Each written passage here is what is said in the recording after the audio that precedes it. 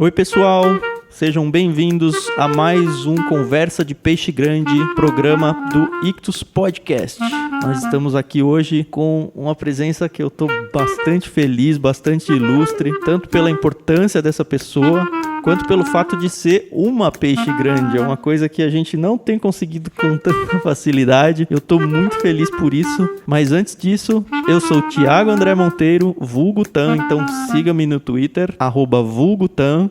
Eu estou aqui com a Carol. Oi, Carol. Thiago, você tem que dizer que nós estamos muito felizes com a presença dela, entendeu? Porque quando você falou que tinha convidado ela, eu fiz questão de stalkeá-la na internet.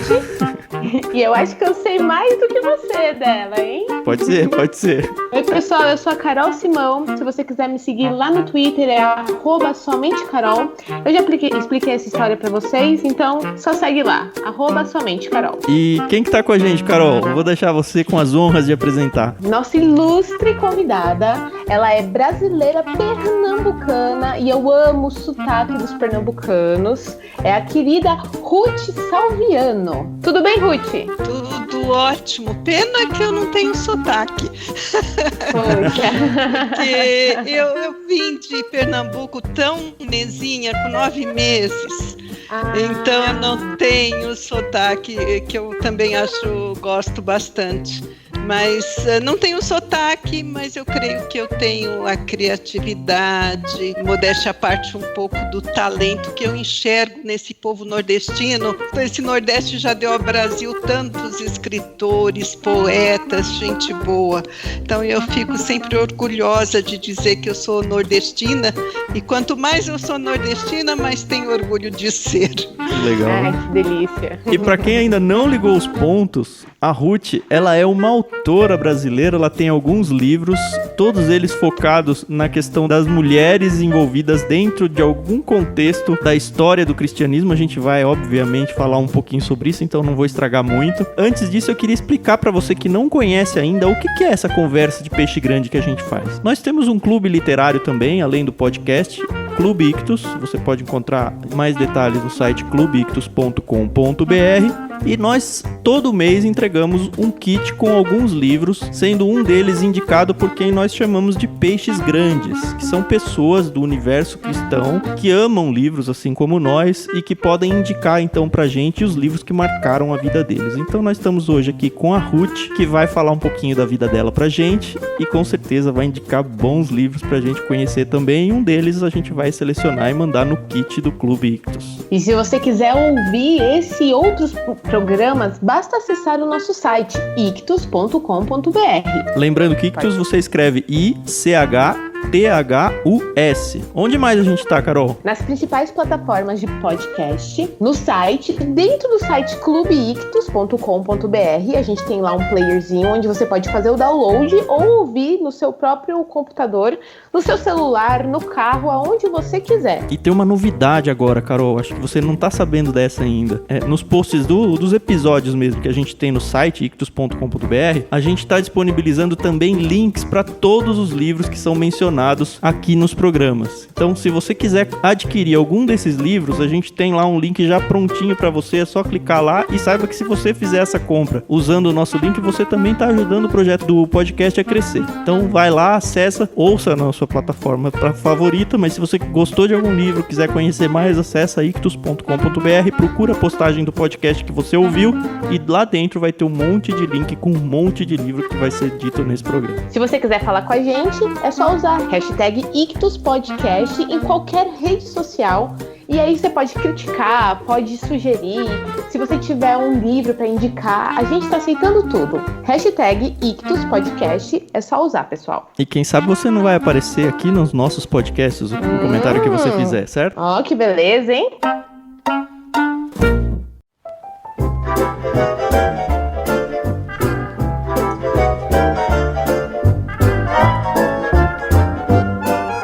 Antes de entrar de fato na conversa, a gente tem que começar a nossa brincadeira de sempre, a nossa brincadeira do dicionário. Como é que ela funciona? Bem simples. Nós temos hoje a Ruth como nossa convidada e cada participante vai escolher um outro participante e falar uma palavra pouco usual do nosso dia a dia. Eu vou desafiar o Tan vai desafiar a Ruth, e a Ruth vai desafiar a Carol. E aí, o que a pessoa tem que fazer com essa palavra aí, Carol? Quando a pessoa receber a palavra, a gente tem que usar dentro do contexto da nossa conversa, tá bom? Mas tem que fazer sentido.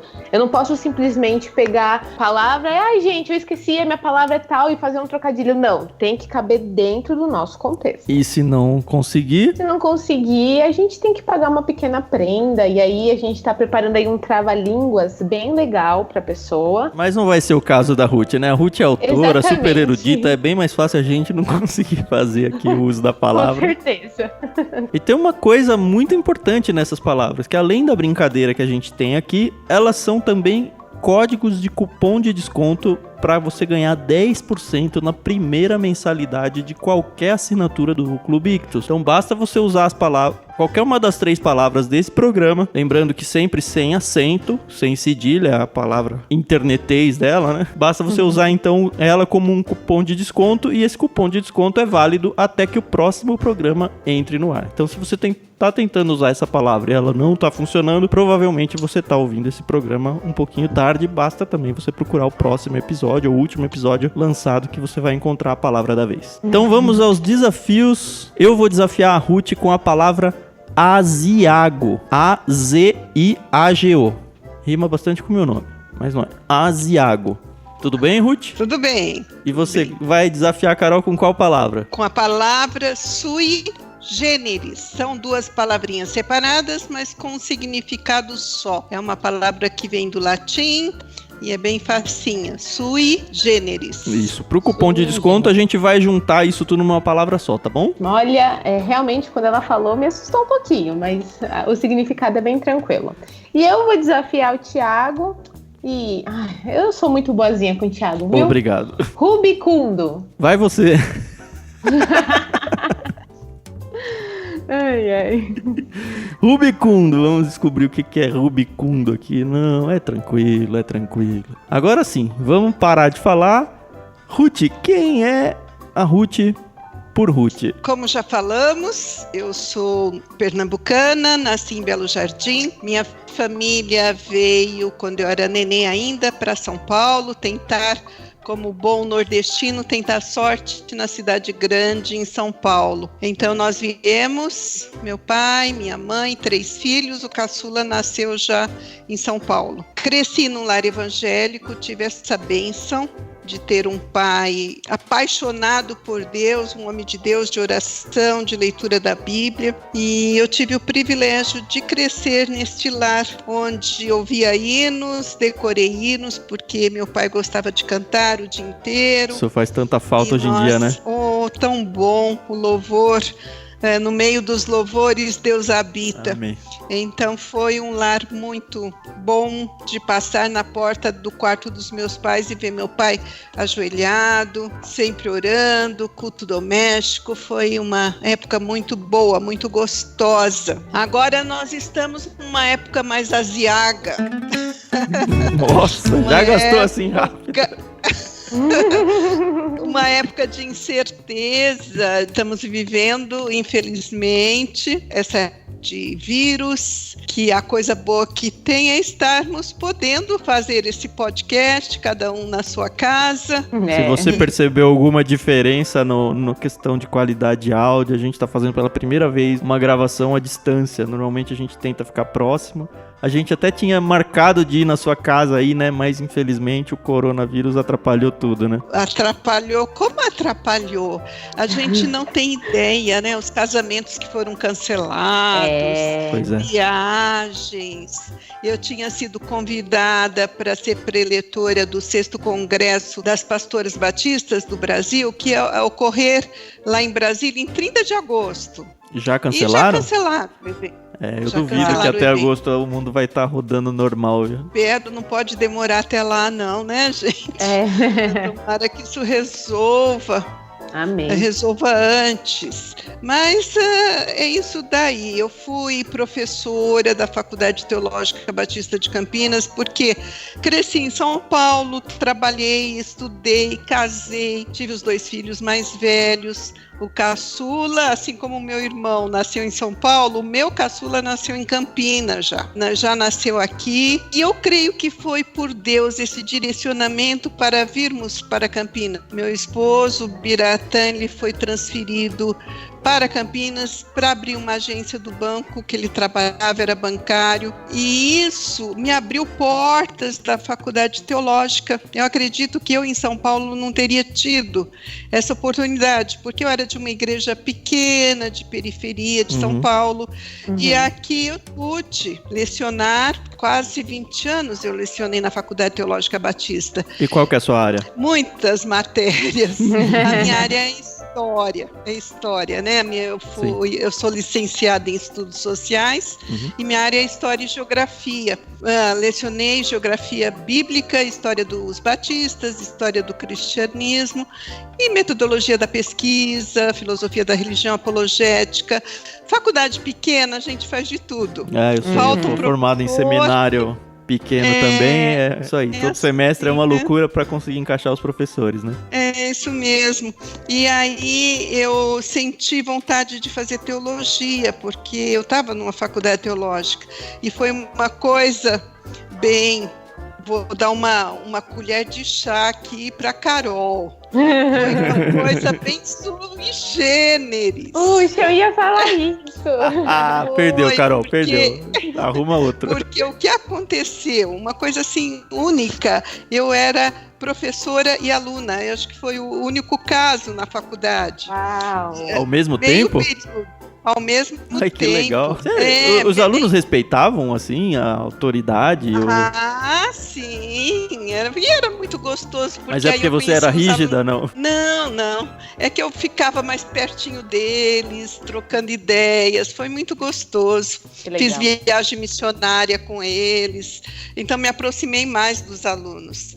E um período eu estava lá lecionando uma matéria, no período seguinte eu estava sentada como aluna.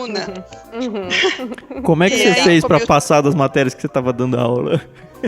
Então, isso que foi bom, porque essas matérias eles nem exigiram que eu fizesse prova, nada. Lógico, né? Eu consegui fazer o bacharel em teologia, que era 4 anos, consegui fazer em 3. Por causa 3 anos. Legal. Eu eliminei todas as minhas introduções de estudos sociais, introdução à filosofia, à psicologia, o português, e eliminei as matérias que eu lecionava também, que eram bastante, eram muitas. Aí consegui em 3 anos, e aí me deu assim um vigor, foi na época certa, preparada por Deus, que eu emendei tudo. Eu terminei o bacharel, comecei mestrado. Do mestrado eu fiz uma pós-graduação, fiz um curso de inglês e falei, é agora ou nunca. Olha que legal, realmente, é sui generis, hein? É, bem sui generis. Valeu isso daí? A produção decide. Mas foi aí que também me despertou a paixão pela história das mulheres. Era aí que eu queria chegar, Ruth. Eu conheci você através do seu livro. O livro foi Uma Voz Feminina da Reforma, que fala de Navarro. É Margarida de Navarro, é isso? Margarida de Navarro. E assim, de Navarra. É, de Navarra. Eu nunca, já estava um tempo no seminário, eu nunca tinha... assim, ouvido falar da ideia de um livro que focasse num personagem feminino e, assim, se você for olhar para a história da Reforma, é quase um personagem secundário, assim, né? Da mesma forma como a gente mandou no clube, já tem 1 ou 2 meses, um livro da Edith Schaefer, onde todo mundo exalta o Francis Schaeffer, a comunidade Labrie. E assim, as mulheres normalmente elas vão trabalhando por trás dos panos e ninguém dá o devido crédito. Eu acredito que esse trabalho que você fez, não só nesse livro quanto nos outros, você tem já 3, 4 livros, não é? São 4 publicados e 5 escritos. Todos eles focados nessa questão de tentar encontrar uma personagem feminina dentro de algum contexto da história do cristianismo, onde ninguém presta atenção. Provavelmente é isso, né? Vocês sabem que eu mesma fiquei admirada. Eu estava pregando numa igreja presbiteriana e falando sobre essa história das mulheres, e eu disse assim, eu lecionei história do cristianismo várias vezes, eu nunca citei uma mulher na história do cristianismo. Eu não citei porque nós temos uma história positivista que ela fala só dos grandes feitos, dos grandes personagens. E a mulher não é relevante que se fale dela. Ela sempre está associada aos grandes homens. É a irmã do rei, é a amante, é alguma pessoa, a mulher do reformador, aí ela pode ser citada. E ainda é citada en passant, assim, né? Exatamente, são linhas, no máximo parágrafos em português que a gente acha. Então eu fiquei até assim pensando, gente, eu nunca falei, por quê? O material que eu usava não falava, tinha o livro do Justo Gonzalez, que trazia, sim, algumas mulheres, principalmente na igreja primitiva, mas o conteúdo também era tão denso, tão, assim, grande, que não tinha tempo. Eu tinha que falar, na Reforma eu tinha que falar de Lutero, de Calvino, de Zwinglio, de Knox, então não sobrava tempo para eu encaixar mais ninguém praticamente. Então as mulheres ficavam de escanteio mesmo. E da onde surgiu tanto a ideia, quanto assim, como foi a coleção de material de estudo para você produzir esse conteúdo em português? Não foi fácil não. Uma vez eu estava preparando uma aula, eu ia falar sobre Calvino, e aí eu peguei mais material, biografia dele, e quando eu comecei a ler a biografia dele, eu vi que ele foi perseguido lá em Paris, por conta de um sermão que disseram que ele tinha sido o autor, não que ele tivesse pregado, mas que ele era o autor, e ele foge, e aí ele encontra refúgio na corte da Margarida de Navarra, que o abriga. E aí eu falei, puxa, eu encontrei uma mulher, eu quero saber mais. Era uma amante das artes, uma pessoa da época do Renascimento que apoiava os escritores. Esse foi o primeiro livro que você escreveu? Esse livro foi a dissertação de mestrado. Tá. Eu já fui para o mestrado com essa ideia, eu vou escrever sobre a mulher na Reforma. Tentaram me dissuadir, escreve sobre a mulher de hoje, eu sempre respondia não, eu fico triste. Porque está muito perto, a gente está sentindo essas dificuldades como mulher, então eu prefiro pegar uma mulher do passado, que ela já viveu, já realizou, e a história, mesmo que fale pouco dela, mas tem alguma coisa para falar dela, né? E fui à luta. Na época, um colega que tinha sido diretor na Faculdade Teológica onde eu lecionava, ele estava fazendo doutorado em Liverpool, na Inglaterra. Conversei com ele, mandei uma biografia de livros em inglês sobre ela. E ele vinha para o Brasil, ele tirou xerox, na época podia, ele tirou xerox dos livros completos. Uau. Biografia de 1800 e bolinha, no inglês arcaico, difícil. Então não é assim uma situação brasileira não ter essa informação. Não. Eu vi assim um calhamaço de folhas, de xerox com as biografias dela. Mas é incrível que você pega a biografia de Margarida de Navarra, mas fala muito mais do Francisco I, que foi o irmão dela, do que dela. Olha. Uma biografia que é dela. E a gente tem que fazer a coxa de retalhos. Os historiadores, os escritores de um modo geral, eles não gostam dessa escrita que eles chamam de coxa de retalhos. Mas eu falo que a história das mulheres é uma coxa de retalhos, porque a gente tem tão pouco material para pensar, para citar uma frase aqui, outra acolá, que acaba sendo difícil mesmo. Em português, nós temos um único livro que foi traduzido do francês, que é do D'Albinès, é a História da Reforma, são 6 volumes, e ele dedica um primeiro volume à história da Reforma na França. Então ele fala vários capítulos só sobre Margarida de Navarra. Qual que é o título desse livro? História da Reforma do século XVI, Legal. do D'Albinès. E ele vai então falar bastante da vida dela. Mas o resto foi em espanhol. Navarra é um reino na Espanha, era entre Espanha e França. Reino pequeno, então em espanhol, encontrei alguma coisa em francês e em inglês, e português foi o que menos a gente acha. Que é inédito essa contribuição que eu dou. São coisas assim que até acontece que a gente fica até emocionado. Eu recebi ontem alguém no meu Facebook, eu estava falando de outro assunto, nem é meu amigo no Facebook, um senhor, é interessante que ele não usou Ruth Salviano, ele usou Senhora Ruth Almeida, graça e bem, até uma saudação diferente, graça e bem. Aí ele disse o seguinte: eu estava passando no centro da cidade onde eu moro, aí eu vi depois que é Joinville, e eu me deparei com o seu livro Vozes Femininas no Início do Cristianismo, e eu estou maravilhado a cada página que eu leio da pesquisa. Gostoso. E ele falou assim, um material que até então a gente não tinha.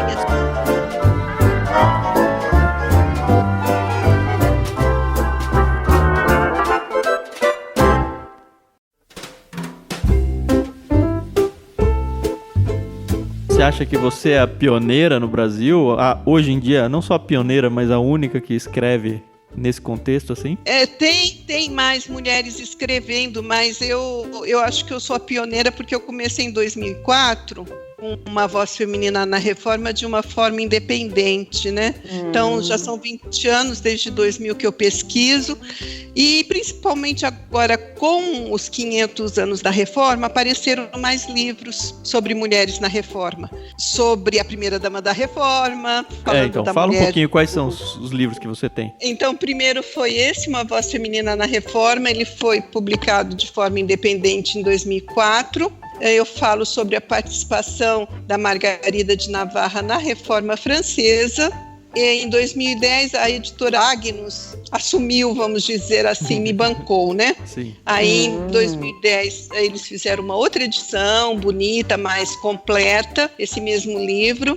Em 2012, foi publicado Uma Voz Feminina Calada pela Inquisição, que aí eu já vou para a Idade Média. E na Idade Média eu falo sobre um grupo de mulheres chamadas beguinas, que elas não tinham voto, não cumpriam voto, mas elas se ajuntaram para servir o pobre, o necessitado. Elas banhavam leprosos, elas acolhiam as prostitutas, e o pecado maior, elas começaram a ensinar o povo na língua do povo, que era um pecado terrível, porque a língua sacra era o latim.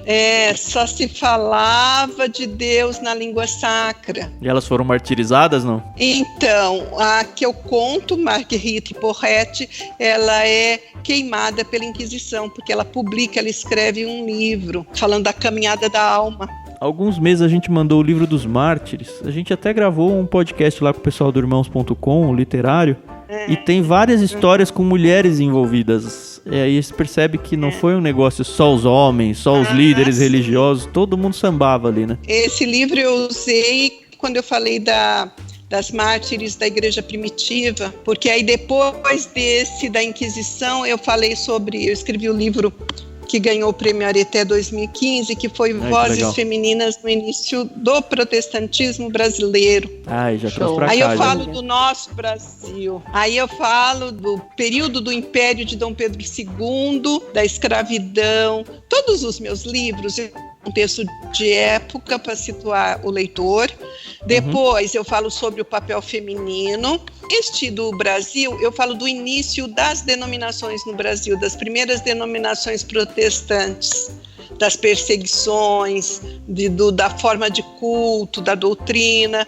Depois eu cito as mulheres, as pioneiras na educação, as missionárias, as esposas de pastores, as escritoras, musicistas. Você vem até que ano isso? De 1850 a 1950, mais ou menos. Tá. Qual que é o seu xodó, assim, que você fala, esse aqui é o... Eu acho que é o do Brasil. É o do Brasil, porque quando a gente está falando de Europa, por mais que impacte as mártires em Roma, Susan Wesley, que foi o último livro que eu escrevi, dos avivamentos, tem histórias impactantes, as beguinas, mas Brasil parece que chega mais, né? Fica mais próximo ao nosso coração. Falando da Noêmia Campelo, lá no meio dos indígenas. Eu gostei bastante, pena que eles diminuíram a tiragem, ele esgotou rápido. rápido.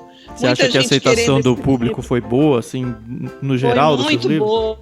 Sabe por que eu acho? Eu acho assim, infelizmente, no nosso país, a gente não valoriza muito a nossa história, né?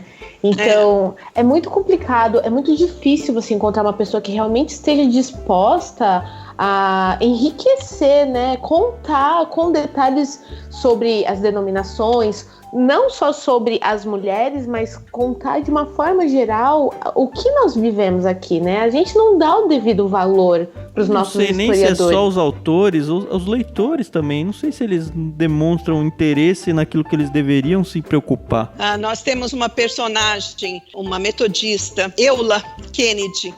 Ela foi filha do missionário Kennedy, que ele diz que foi o homem que mais ganhou almas para Jesus aqui no Brasil. E ela foi convidada para escrever a história do metodismo no Brasil. Ela escreveu o livro do Meu Velho Baú Metodista, mas chegou uma hora que ela ficou tão desanimada com os comentários das pessoas da própria igreja dela que falavam: esse negócio de ficar falando do passado, pra que isso? Olha, nós temos a Bíblia é o livro do passado, né? Sim, é o livro que traz a história do povo de Deus. É tão feio isso. E pra quem é da história, das humanas, esse negócio deve dar uma raiva danada, né? As pessoas que... o pior, assim, as pessoas que reclamam... E foi interessante que você falou que foi até da sua própria igreja, né? Não foi, tipo, na internet. As pessoas não ficam nem rubicundas de ficar tendo uma ideia ruim, assim, né? O negócio é o seguinte, foi da igreja dela, da Eula Kennedy, e ela escreveu um livro maravilhoso sobre o início do metodismo, e ela contava como que era a vida do filho do missionário, quando o pai ia viajando, os filhos iam juntos, aqueles cultos, à luz do candinheiro, né, da lamparina, naquelas carroças, e eles se divertiam. Então eu acho tão gostoso isso, essa história que não está tão longe. Eu falo de 1850 até 1950. Que a gente sente, né? Porque quando a gente vai estudar na escola, sei lá, até quando a gente estuda a Bíblia, assim, a gente lê uma coisa tão distante que às vezes parece até como ficção, né? A gente não se liga que de fato isso aconteceu, assim, não sente no sangue isso. E aí quando a gente conta história de gente aí, você falou chegou em 1950, meu pai tava nascendo, sabe? É um negócio que você fala, pô, tava aí, né? Avancei um pouquinho mais do que isso, quando eu caminho, por exemplo, eu escrevi sobre Beth Antunes de Oliveira, que ela muda o marco inicial batista no Brasil com as pesquisas dela, e ela morreu há uns 2-3 anos atrás. Quando eu escrevi o livro, ela ainda vivia.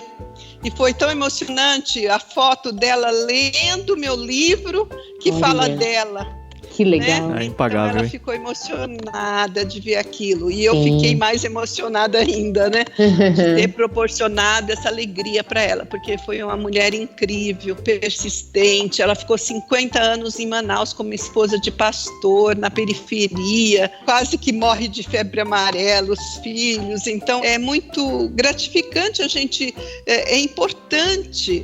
Jesus, quando ele é ungido por aquela mulher, ele diz assim que o que ela fez deveria ficar na história, deveria ser contado para a memória dela. E ninguém faz isso mais, né? E é impressionante que a própria Bíblia, sendo escrita no Evangelho, né? Sendo escrito numa época toda patriarcal ainda, o quanto de espaço se dá para a importância da mulher na própria história de Cristo. Se você for voltar para o Antigo Testamento, a sua Xará, Ruth, a Esther, e quantas personagens entraram até na linhagem de Jesus mesmo, sabe? É um negócio que não faz sentido o mundo depreciar tanto, assim. É por isso que eu fiquei inconformada. Eu falei, eu não acredito que as mulheres que serviram a Jesus com seus bens, que foram aquelas que receberam a boa nova da ressurreição dele, aquelas que estavam antes ao pé da cruz, que elas sustentaram Jesus, né? Se você for pensar isso no contexto de hoje, as pessoas falam, imagina uma mulher sustentando um homem. Ela só sustentou Jesus, né? As mulheres. Pois é. E agora simplesmente elas cruzaram os braços depois de Atos e não fizeram mais nada. Não é verdade. Você falou que tem mais um livro aí no Prelo, que eu não sei o quanto que você pode falar sobre ele, o conteúdo dele, o que você vai abordar. Então, eu me empolguei com o Brasil e eu nem terminei. Brasil foi o livro do Vozes Femininas no início do protestantismo brasileiro. Foi publicado em 2014, recebeu o Prêmio Areté em 2015. Legal, 2017 já estava esgotado. Em 2017 foi publicado Vozes Femininas no Inicianismo, que é o que fala das mártires, das diaconisas, que fala, que muita gente não sabe, das auxiliares de Jerônimo na tradução da Vulgata Latina. Caramba, Mulheres não sabia disso mesmo. do convento de Belém sabiam, ele cita, ele escreve, porque como a gente sabe essas histórias, os pais da igreja escreviam sobre essas mulheres que auxiliaram, e ele diz, elas sabem mais, a Paula sabe mais de grego e hebraico do que eu. Ele assume isso. E quem que foi acreditado, né? Quem que a história acreditou, né? Impressionante. Pois é. E ela ajudou, ela incentivou Jerônimo a fazer comentários dos livros da Bíblia. E ele não se sentia capaz, ele não queria fazer. E ela dizia assim, começa com um menor, escreve sobre Filemon, faz o comentário do livro de Filemon. E ele começa e ele comenta sobre vários livros da Bíblia. E as mulheres ali dando esse apoio, e essa ajuda até intelectual mesmo. Que legal. Elas deram, né? E aí depois desse do cristianismo, eu já escrevi já há algum tempo, não consegui editor, agora que a Ultimato, graças a Deus, vai publicar o livro. Boa, Ultimato, não é à toa que vocês são parceira nossa. A Ultimato, fiquei muito feliz. Eles prometeram, não sei se essa coronavírus vai atrapalhar, oro para que não. Olha, eu tô achando que esse corona vai ajudar o mercado editorial, porque as pessoas agora estão tendo que parar a vida um pouco, e uma hora a televisão e o Netflix vão cansar, né? Espero eu. Vou ter tempo de assistir meus cursos online sobre a história das mulheres no cristianismo. O mundo vai se reinventar aí. Mas a Ultimato, ela assumiu esse título novo, ela tá republicando os antigos, os outros estão esgotados? Só o da Inquisição que não. Dos 4, 3 estão esgotados. Então, se você ouvinte aí encontrar em algum sebo ou em algum lugar, não perde tempo não, hein? Compra, porque não dá pra saber o futuro. É o Vozes Femininas nos Avivamentos. Eu vou falar da época do Wesley, do início do metodismo, da Susana Wesley.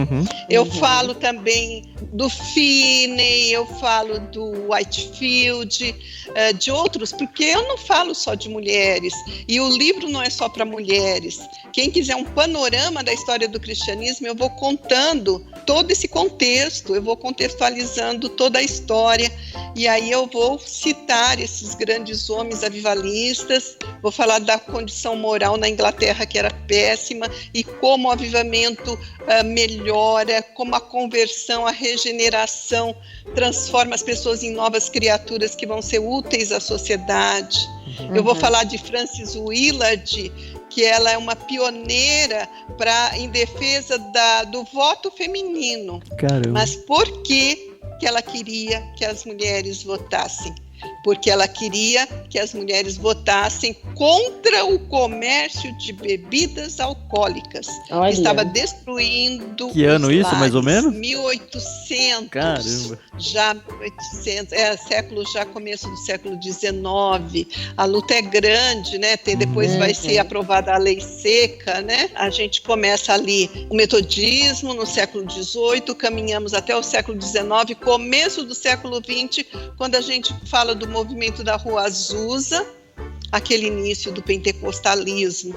Então é um livro, eu acho que não vai ser gordo como o do Brasil, mas vai ser acima do peso. Você tem ideia do mês, pelo menos, de quando deve ser lançado? É julho, a promessa é julho. Esse ano ainda? Esse ano. O livro tá encerrado, então aí, tá em diagramação, essa parte toda é isso? Vai começar a revisão, eles estão trabalhando já com o livro. Que saia, que legal. Que dê tudo certo, porque é importante essa história também dos avivamentos, aquela cega Fanny Crosby, que é compositora de tantos hinos. Então, muitas mulheres muito boas para a gente ser inspirados por elas. Sim, com certeza, com certeza. A minha dúvida agora é outra, Ruth. A gente sabe que um autor, uma autora, a vontade de escrever não nasce assim do limbo, né? Normalmente é uma pessoa que gosta de escrever, gosta de estudar, gosta de pesquisar. É uma leitura voraz. E aí eu queria meio que mirar a conversa para esse lado e conhecer um pouquinho desse seu lado leitora. Como que surgiu isso na sua vida? Isso veio dos seus pais? Como é que foi? Meu pai sempre gostou de ler. O meu pai, ele não comprava roupa. Se a gente não desse roupa para ele, ele ficava sem ter o que vestir. Ele não se importava com isso, mas livro, ele chegava com uma carinha feliz com os livros. Esse livro que eu te falei do Dalbinet, a História da Reforma, ele que comprou. Eu lembro o dia que ele chegou com essa coleção em casa e mal ele sabia quanto que a filha dele ia usar, né? Ele tem toda a história, ele passou para mim toda a história do César e Cantu, a história universal. Então ele gostava muito e eu herdei isso dele. É tão legal ver isso, esse discurso recorrente nas entrevistas, né, Carol? Impressionante. Verdade, como verdade. o perfil se repete, assim. E mostra só pra gente que se a gente quer fazer uma mudança de paradigma na vida familiar, esse é o caminho, né? Porque praticamente todo mundo que a gente entrevista tem isso. Veio dos meus pais, eu tenho uma boa referência, seja de um pai ou de um outro familiar. Eu era cercado de livros, eu não compro roupa, compro livros. Quantas vezes a gente vive isso, né? Verdade. Mas é isso mesmo. Meu pai, nossa, apaixonado. É difícil eu ir pensar no meu pai sem estar com o livro na mão, que é o que acontece comigo também. Minha casa é sobrada, eu subo com o livro na mão, eu desço com o livro na mão.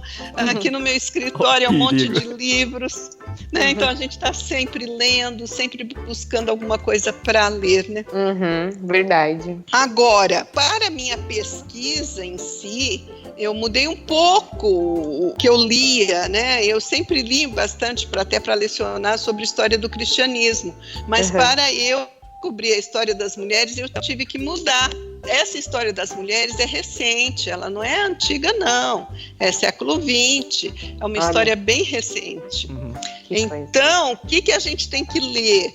A história das mulheres no Ocidente, a história da vida privada. Adquiri recentemente, eu nem sabia que existia, uma história da esposa. Então vocês vão percebendo como é uma micro-história que vai pegando o pequeno e, vamos dizer assim, para não pega o todo, mas pega a parte, pega o detalhe, pega os excluídos. Tem um movimento da história como disciplina mesmo, né? Que meio que vai por esse caminho, né? Que abandona quase aquela ideia da história escrita na pedra, dos livros do ensino médio, ensino fundamental, e começa a buscar uma pluralidade de discurso, né? Para tentar construir uma... que ele acho que chama nova história, isso, pelo menos foi assim que me foi apresentado. A nova história. Exatamente. Você é totalmente a favor disso, história. Então, é isso? Olha, sabe uma coisa que eu não gosto nem quando isso acontece na história da Bíblia? Quando as pessoas de hoje, por mais que tenham conhecimento e sejam competentes, elas desprezam totalmente tudo que já foi escrito, isso não vale nada. Não sei se vocês passaram nos bancos escolares, Tiradentes foi um grande traidor. O Cabral não descobriu o Brasil, isso não foi assim. Eu já tinha saído da escola nessa época, mas eu soube que tem um movimento desse, né? É triste também isso, né? Porque, assim, um dos nossos slogans como clube literário é dizer que a gente sobe nos ombros dos gigantes. E eu acho que a própria construção da história, óbvio que ela não é infalível, ela não é escritura bíblica, né? Claro. Mas assim, a ideia de desprezar um cabedal monstro aí de estudo, porque agora eu quero dar voz pra lavadeira, eu não quero mais dar voz pra não sei quem, e por causa disso tudo que foi construído vai pro lixo, é meio... Não até vale burro, mais, né? Nada. Porque eu acho assim, não tem dúvida. Eu, quando eu escrevo, eu vou privilegiar o que eu gostei mais. Sim. Aqui é a Ruth pegando o que ela gosta. É você que assina o seu livro, receita, né? a receita da batata assada da Eula Kennedy, colocando. Então, por quê?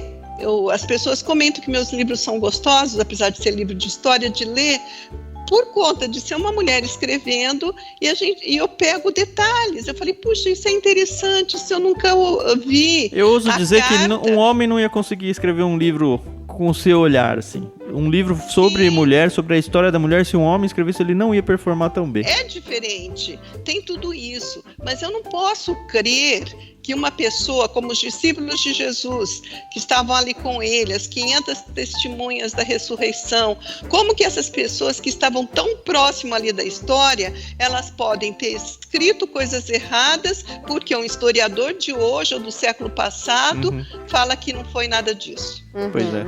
É difícil, é uma arrogância, né? Que não tem tamanho, né? Não dá para aceitar. Então, mas a gente sabe, é claro, que o historiador vai puxar sardinha para a doutrina que ele prefere. Isso qualquer área, né? Se você for para qualquer área vai assim, acontecer. Eu acho que a única que talvez não dê muito, e ainda assim eu venho dessa área, tem um pouco, é tipo a matemática, que é toda exata e você demonstra as coisas. Mas mesmo assim tem suas rixas ali dentro. Agora, quanto aos livros que eu gosto... aquele livro que faz você ir dormir lendo, aquele livro que te faz suspirar, o que é? Tirando a questão da pesquisa que eu tenho agora de ler sobre as filhas de Eva, é interessante os títulos, As Incômodas Filhas de Eva, ou então As Escondidas, Aquelas Ocultas, bem por aí os títulos, né? Mas eu gosto muito de Max Lucado. Gosto muito do Max Lucado. Algum título específico? Atualmente eu tô lendo ele escolher os cravos dele. Gosto também do Philip Yancey, Decepcionado com Deus. É um livro também maravilhoso. Tô lendo o Da Eternidade Até Aqui, do Frank Viola. É um livro mais antigo, mas que vale a pena ser lido. Agora, para as mulheres que querem saber um pouquinho mais sobre a época da Reforma, né? O meu já está esgotado, mas em sebo vocês acham, Uma Voz Feminina na Reforma. Mas tem a Reformadoras, do Martinho Lutero. Ele é o presidente da Academia de Letras Evangélica do Brasil, que eu agora sou uma acadêmica. Que legal, eu não sabia não, parabéns. Então, tem toga também, não? Não, ainda não. Ainda não tenho cadeira, né? E não vou torcer para ninguém morrer.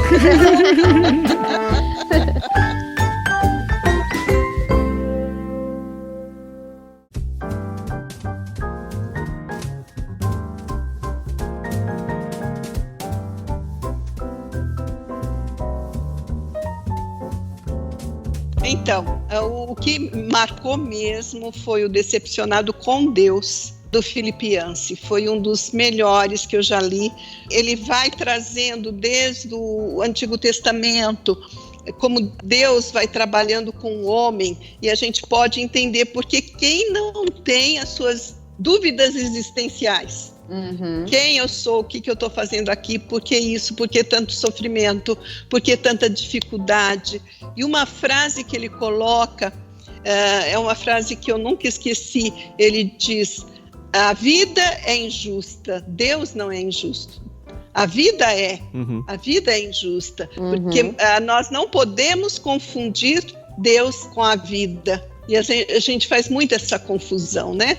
A vida te dá o pontapé, a vida te derruba, as pessoas te decepcionam e a gente leva tudo isso como se fosse Deus que estivesse fazendo alguma coisa má para você, quando Ele quer só o nosso bem, né? Você costuma ler livros fora do meio cristão? Você gosta? Como é que você pensa sobre isso? Eu leio só relacionados à história. Aí eu tenho que ler como pesquisa mesmo, né? Mas eu pessoalmente não gosto de livro de autoajuda. Às vezes eu posso ler, assim, mas até como curiosidade, livros do Augusto Cury, de Jesus como o maior psicólogo, ou alguma coisa assim, mas também não sou fã, né? Do Rubem Alves, mas eu leio. Mas, na realidade, o que eu gosto mesmo são livros mais profundos. Às vezes eu até adquiro e começo a ler um livro de autoajuda e não consigo terminar de ler porque começa a contar os casos e não é isso que eu quero profundidade bíblica, eu quero entender, né? E aí eu já me decepciono. E livros clássicos, assim, você tem alguma proximidade com eles? Gosta, desgosta? Qual que é a sua referência ao longo da vida? Clássicos que eu digo, clássicos da literatura mesmo, né? Eu gostava mais quando eu era adolescente, depois como jovem eu lia muito Victor Hugo, li alguns livros assim, os livros dos românticos brasileiros, eu gostava de poesias do Castro Alves, Gonçalves Dias, lia bastante também. Depois que a gente fica mais na área teológica, né? Eu sei bem como é isso aí. Centrado, Mas você não vê problema um cristão ler um livro clássico, como Victor Hugo, por exemplo? Não, nenhum. Eu acho que é interessante, a gente precisa ter esse conhecimento, é importante a gente conhecer, mesmo porque, por exemplo, até nas minhas pesquisas, quando eu estou escrevendo, quando eu escrevi sobre o início do cristianismo, eu li Ovídio, né? Tive que ler o Cícero, tive que ler todos aqueles escritores, poetas romanos, gregos, né? A gente tem que saber o que havia na época do início do cristianismo e depois também os escolásticos. E aí já há uma cristianização, mesmo que não seja protestante, que demora a chegar só no século XVI. É uma cultura fantástica. Eu gosto até de ler romances. Às vezes eu estou com a cabeça cheia, cansada de tanta pesquisa, de ler, e eu entro em férias e eu estou com o livro na mão. E às vezes até o esposo ou um filho fala, como assim? Você não precisa descansar a cabeça? E eu descanso lendo. Tem livros de cansar e livros de descansar. Né? Eu pego romances, eu leio romances, eu gosto muito das seleções, o Clube do Livro das Seleções, que eles condensam, né, as histórias. Então eu gosto de ler coisas assim também para relaxar um pouco, você entra na história, você esquece um pouco as preocupações e distrai, né? Isso também é bom. Então, qual a importância da leitura na vida de uma pessoa? Eu sei que eu tô falando com uma professora, né? E é chover no molhado, mas qual que é a importância da leitura? Eu lamento pelos nossos jovens que não gostam de ler, que não leem, porque se eu não posso viajar, eu gosto de ler livros que falam sobre determinados lugares, que é como se a gente estivesse ali, que descrevem as paisagens, os costumes, a hora do chá da tarde. Então, vai ampliando o teu conhecimento sobre os lugares. A gente aprende muito com a leitura. Até o vocabulário, a gente enriquece o vocabulário lendo. Como que a gente detecta que tal palavra está escrita errada? Porque você já leu várias vezes a palavra escrita da maneira correta. E se você não ler?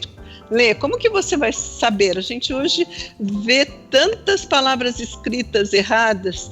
Eu tinha um tio que ele punha a mão na barriga e dizia que doía a barriga dele. Quando alguém falava uma palavra errada, ou escrevia errado, né? Então, a gente vê muita palavra escrita errada. O nosso português está totalmente detonado. Sim, outro dia eu tava na internet, assim, nas redes sociais, e eu li uma pessoa falando, mas eu não tive acesso à educação, eu não sei escrever porque eu não sei falar bonito porque eu não frequentei a escola. E eu falei, não use isso como uma muleta. O que você passou no passado, viveu, não pode ser agora, eu sou assim porque eu não tive acesso. Você tem acesso hoje, então busca melhorar hoje. E eu acho muito triste, algumas pessoas falam assim pra mim, você fala tão difícil, eu não consigo conversar com você.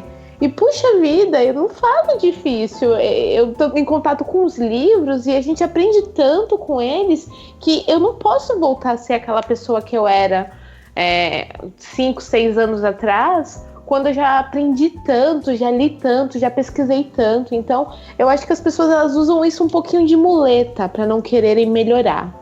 Exatamente, né? Exatamente. É só querer, né?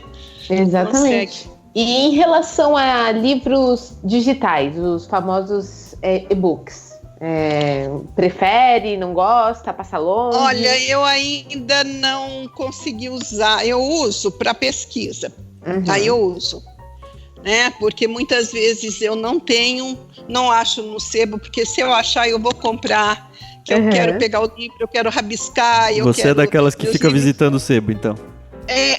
Eu agora com a estante virtual eu vejo tudo virtualmente, mas eu compro muitos livros, até revistas antigas, e eu gosto disso. Os meus livros nem vai dar para passar para frente, porque eu rabisco, eu converso com o livro, eu questiono, eu não concordo, né? Então eu escrevo muito no livro. Mas eu tenho usado os digitais por conta que eu não encontro, que são livros esgotados. Então, aí a gente tem que usar. A minha filha usa bastante para ler mesmo os romances, que ela gosta muito de ler, como eu, mas eu não uso, não. Eu gosto de pegar o livro físico mesmo. Ainda não fui convertida para o livro digital. Mas eu posso falar uma coisa? Você falou que não vai dar para passar os meus livros para frente. Mas eu seria tão feliz em receber um livro de uma pessoa assim que eu gosto e respeito a opinião e ver o que essa pessoa escreveu, lendo. Eu acho isso muito interessante. O livro rabiscado, né? Futuro. Exatamente. Eu comprei no sebo uma coleção de história que era de um professor.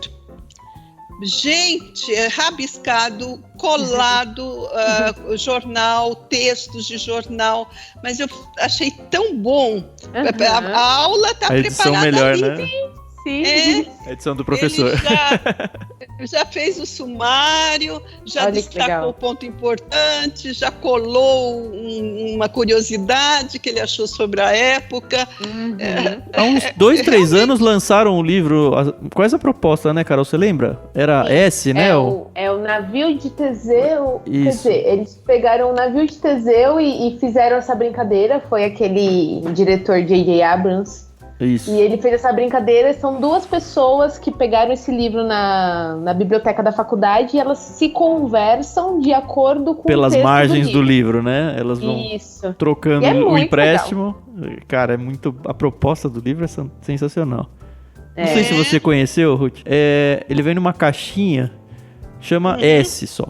E aí dentro é como se fosse um livro antigo de biblioteca, chamado O Navio de Teseu. E aí dentro dele vem tipo guardanapo, uns mapinhas, umas coisas assim. Cartão postal. Isso. Ele vem recheado de coisinhas dentro. Vem até aquele selinho de lombada de marcação de biblioteca pública mesmo. Dentro dele, até com cor diferente, com letra diferente, como se fosse letra de mão mesmo.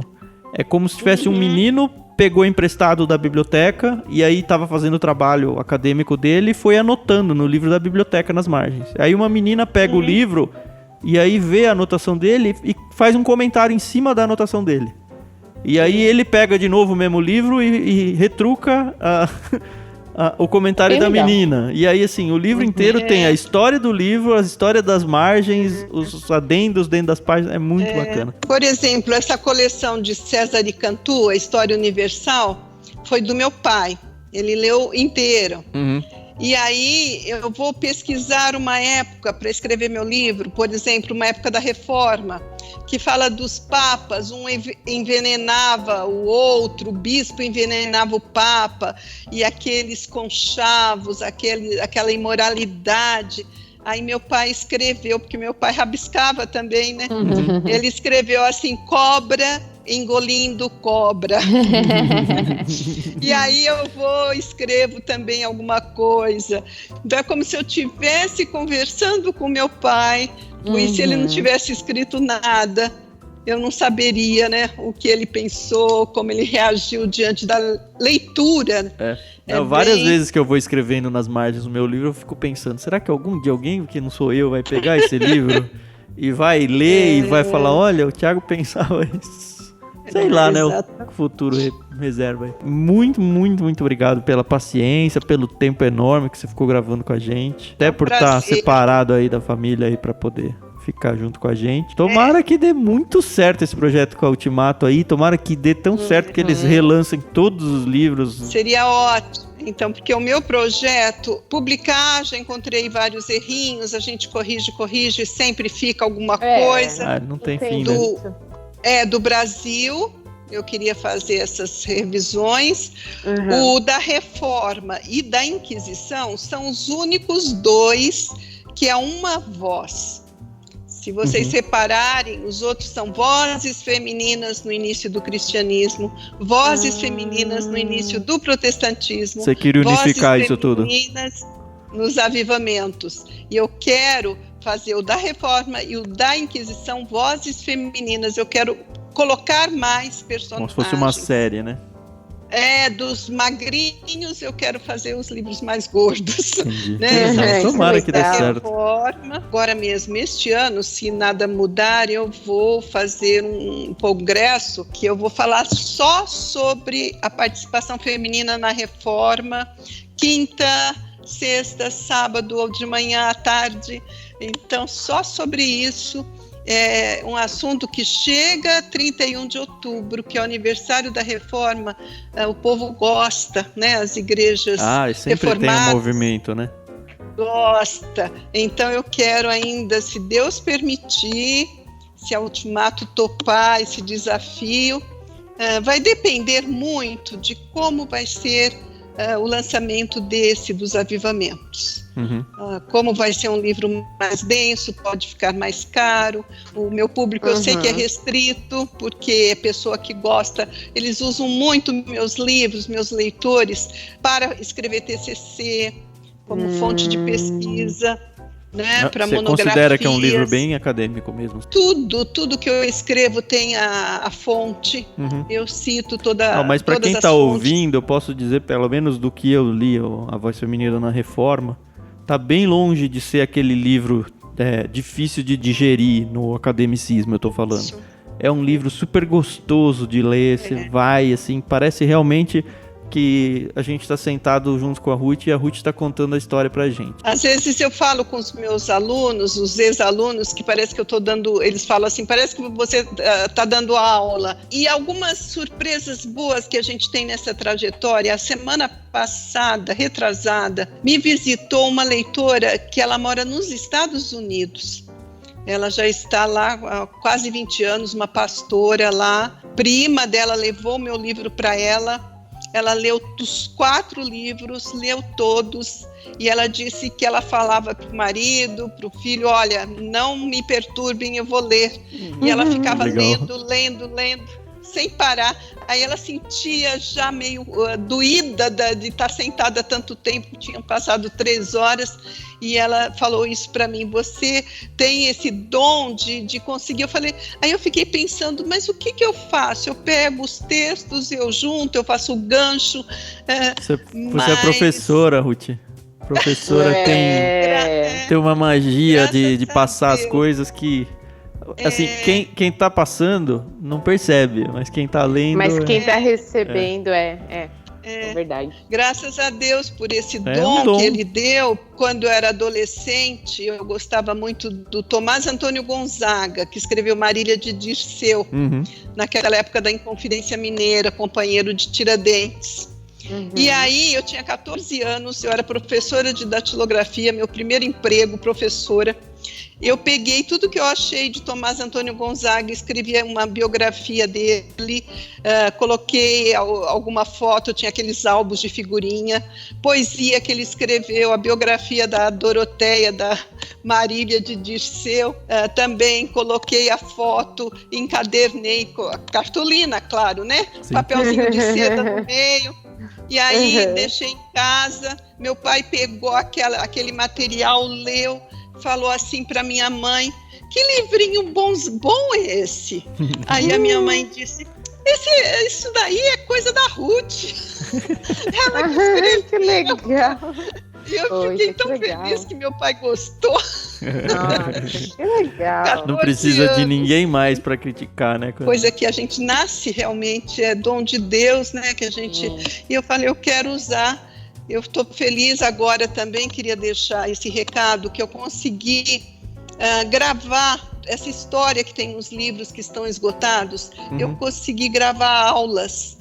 Então, curso Convergência de Teologia. É lá com o pessoal do Casal do Vaso? É do Vaso. E a gente já conversou, entrevistou eles lá. Que legal. A gente sabia que vocês estavam dando curso lá. Vingou lá, então. Curso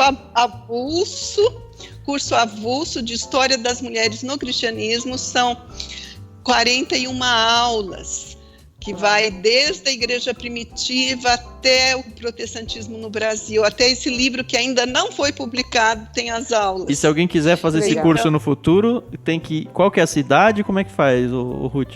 É entrar no Escola Convergência de Teologia e Vida Cristã. Montemor, São Paulo. É do ladinho de Campinas, né? É do lado, aqui do lado. Procura curso avulso, vai encontrar meu curso, é só se inscrever.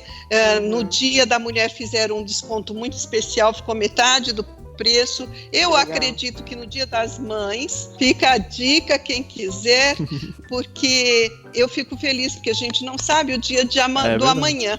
E se alguém quiser seguir você, Ruth? Você acompanha em redes sociais? Como é que funciona?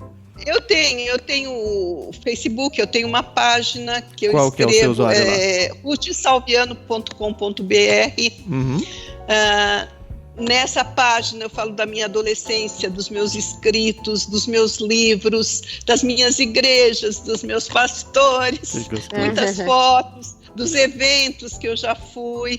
Então, a página que eu escrevi com muito carinho, as minhas poesias, que eu também sou poeta. Que legal. Nas horas vagas. Vamos pegar uma delas e transformar num podcast. A gente tem um podcast que conta histórias aqui. De repente a gente pega um texto seu lá. Eu recomendo aquela Quem é Deus. É uma poesia que retrata bem o que o povo hoje pensa sobre Deus. Quem é Deus? Então, para conhecer você de perto, ruthsalviano.com.br, é isso? Isso, é a minha página. Ainda não tenho blog, essas coisas, mas tem a página que eu prefiro porque eu vou aos pouquinhos, no meu tempo, escrevendo alguma coisa que eu ainda continuo pesquisando, né? É para sempre, né? Não tem jeito. Muito obrigada, viu, Ruth? Porque é muito difícil a gente encontrar mulheres dispostas a fazerem o que a senhora está fazendo, e é de grande estima para o mundo, né? Não é só para o nosso país, mas para a nossa sociedade de um modo geral. Agradecemos também a Ultimato por ter aberto mais essa oportunidade, mais esse espaço, que realmente Deus faça frutificar e multiplicar muito. Então, se você quiser seguir então a Ruth Salviano, o site dela, ruthsalviano.com.br. Se você quiser seguir a gente, eu, Thiago, @vulgutan no Twitter, e a Carol, @somente Carol. Somente Carol. Isso. E se você gostou de algum livro e quiser ajudar o nosso podcast, não se esqueça. É muito fácil, é só entrar em ictus.com.br/Amazon. Lá você vai encontrar um link que vai levar para a Amazon. Só que qualquer compra que você fizer lá, você vai pagar o mesmo valor, e uma parte desse valor vai ajudar o nosso projeto do podcast. Obrigado, Ruth. Foi um prazerzaço estar de novo com você. A gente se encontrou lá num evento que o pessoal do Convergência fez. Para mim foi uma grande oportunidade para tietar você lá. É muito legal encontrar autores, gente que a gente nunca vai imaginar que vai chegar perto na vida, assim, e Deus dá esses presentes pra gente. Obrigado pelo carinho que você teve aquele dia, pelo carinho que você teve pra gente agora. Que Deus abençoe sua família, sua vida toda. Amém, que Deus abençoe esse ministério de vocês. Sigam firmes, persistentes e abundantes, né, no trabalho do reino de Deus. Precisamos de pessoas comprometidas, de pessoas interessadas, apaixonadas pelo nosso Pai, nosso querido Deus. Que Ele abençoe vocês. Um grande abraço. E você, ouvinte, se você chegou até aqui, gostou desse bate-papo, Por que você não vai passar isso pra alguém e ajudar a gente também a crescer e fazer com que outras pessoas aproveitem um pouquinho mais da Ruth também, né? Obrigado então, Carol. Até mais pra todos nós e até semana que vem. Até semana que vem, pessoal.